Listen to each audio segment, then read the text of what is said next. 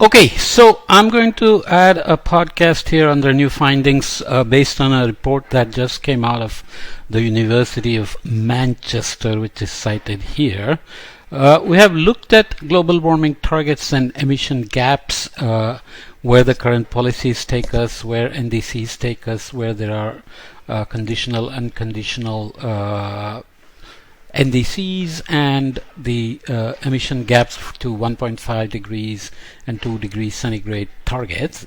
This report goes in a slightly different way. It takes the integrated assessment models and takes all the oil, coal, and gas producers and makes some assumptions and tries to come up with phase-out pathways for fossil fuels to be consistent with the global warming targets. So it's an interesting approach, interesting results. So I'm going to just include it again very briefly. So you have to go and read the report if you want to get all the details of the assumptions that go into this.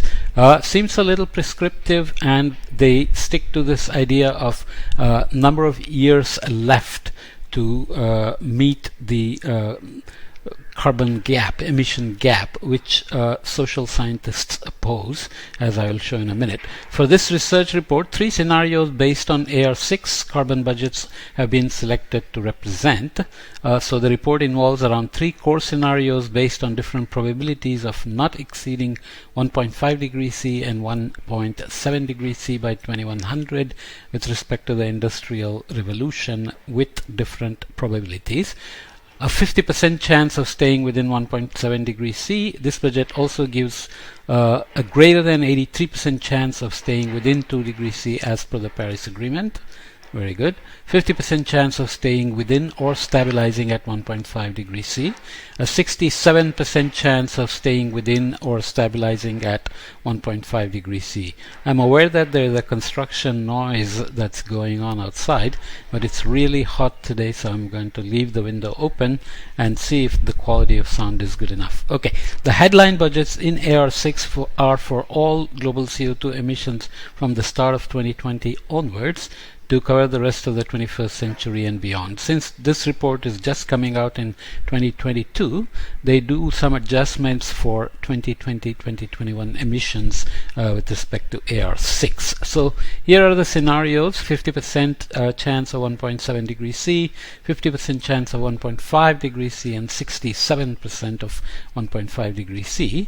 So what AR6 estimated in terms of remaining carbon emissions, and what this report adjusts it to, removing the 2020-2021 emissions that already occurred or estimated to have occurred, less the cement process emissions, so that goes into the fossil fuel budget as well, and years left at current emissions rate. So this has been stated as the number of years left to save ourselves and so on, which is not a language that everybody agrees with, especially social scientists, and I also tend to disagree with this kind of idea of saying that's how much time we have left to save the planet, because there are lots of uncertainties in the carbon budget and we are not always 100% sure of just what will happen when we exceed 1.7 degrees C or 1.5 degrees C in terms of saving ourselves. So without getting alarmistic about it, it's pretty obvious that if you lower the global warming target, the amount of carbon you can emit goes down, and if you increase the probability with which you want to hit that target, then it further reduces the amount of carbon you can emit. And if you take out the 2020-2021 emissions, then these numbers go down respectively as well by various amounts. And cement emissions again add to the carbon budget, so they have to be taken out as well, which further reduces these numbers. And using the current emission rates, we can estimate the number of years it will take us to emit the amount that we are estimating for meeting these global warming targets. So global emissions budgets and key adjustments under 3 scenarios, all budget values in billion tons of CO2 or gigatons CO2. The budget for 50% chance of 1.7 degrees C is again the same as 83% chance of 2 degrees C under Paris Agreement. This report also makes assumptions about BECCS bioenergy, carbon capture and sequestration, carbon dioxide removal, and so on, in terms of whether they are realistic in terms of the integrated assessment models' reliance on those approaches to meet some of these targets. So you have to go through the report to see those kinds of details. There is less than 10 years worth of current emissions remaining for a 50% chance of limiting global warming to 1.5 degrees C. So this language is more realistic and scientific in terms of carbon budget and global warming targets, instead of saying we have only 10 years left to save ourselves. Okay, obviously there are these stylized pathways or scenarios with the same end year here can be very different, but obviously the area under the cover corresponds to the cumulative emissions by 2050, which means the actual warming is going to be very different, because it's the cumulative accumulation of carbon that determines the warming. There is a linear relationship between accumulated carbon and the warming. Strikingly, different budgets and pathways can have the same end date. The climate is sensitive only to the cumulative emission or budget. Okay, so we have to remember that. Thus, the envelope of viable pathways for a given budget with a given 0 year is effectively constrained by the imperatives of ensuring an ecologically sustainable energy supply for the post-fossil fuel era. So it's the condition is that if we phase out fossil fuel, we have something that replaces in an ecologically sustainable manner, ensuring a just transition for those whose livelihoods currently depend on fossil fuel extraction. So those people have to be retrained and re-employed elsewhere, ensuring viable and ecologically sustainable pathways broadly consistent with the tenets of CBDRRC, which is common but differentiated responsibilities and respective capacities. So this distinguishes the burden of removing carbon from the developing and developed countries, giving them appropriate financial transfer, which is now basically considered inevitable, in addition to developed countries doing more rapid and earlier drawdown of carbon. Okay, so the principle of common but differentiated responsibilities and respective capabilities makes plain that developed countries with greater socio-economic capacity to mitigate should make both bigger and earlier steps to decarbonize than developing countries which have lesser capacity for the same. Moreover, the principle requires that developed countries provide financial support to enable developing countries to implement effective mitigation while continuing to pursue sustainable development and poverty eradication. So the principle of equity dictates that developed countries with the greatest abilities to decarbonize should make both bigger and sooner emissions reductions than developing countries. Very important, and yet it's not clear how this can be implemented, considering what has happened with the pandemic and the Ukrainian war, Russian invasion of Ukraine, and so on. So any socio-economic perturbation, geopolitical perturbation, tends to put climate action on the back burner, as is obvious by now. So obviously those are big ifs in the scenarios. In terms of share of global emissions budget by fossil fuel type at baseline and under 3 temperature-based scenarios. The baseline is 2018. Look at the share of total emissions in 2018. Coal at 41%, oil at 38%, and gas at 21%. The main message is that for any of the 3 scenarios, coal will not be allowed to go above its 2018 level, whereas oil and gas will be adjusted to meet the phase-out pathways. So coal is going to be aggressively reduced, as is already been advocated by AR6, and this report sticks to those requirements that coal must be phased out. Leaving the assets in ground is difficult, and there are assumptions here that if fossil fuel like oil and gas are extracted, then they will be burned. So phasing out means stopping the extraction. There is no way we will leave the extracted assets like oil and gas remain unburned. Okay, you can imagine probably that coal will be extracted but will be left in a museum or in a coal park just to demonstrate the problem we were creating, but that's not the case for oil and gas. Okay, so the calculations basically showed the phase-out pathways for fossil fuel production. This is for coal production. So coal production phase-out pathways and respective budgets for developed and developing countries under 3 temperature scenarios. So this is 50% probability of 1.7 degrees C. If we hit the functional 0 year of 2050 from 2018 baseline, then this is the emission pathway, which is different than these, as we will see in a minute. Excuse me, sorry. This is in terms of gigaton CO2 per year. If the functional 0 year is 2031, obviously we will have to phase it out fairly quickly. For another target of 50% probability of 1.5 degrees C warming scenario, we have a faster drawdown for both functional 0 year of 2040 and 2030.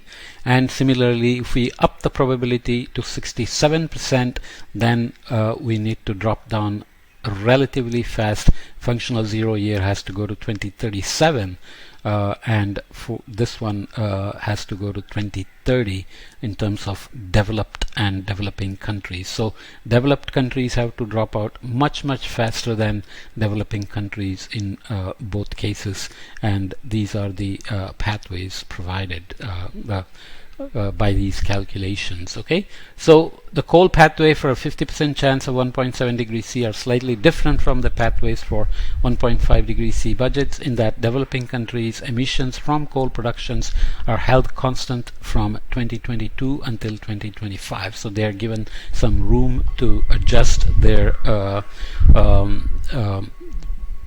phase outs when they begin their decline, essentially a delayed peak year. This gives the characteristic humped shape of the stacked area chart that we see here. Okay, so global CO2 production,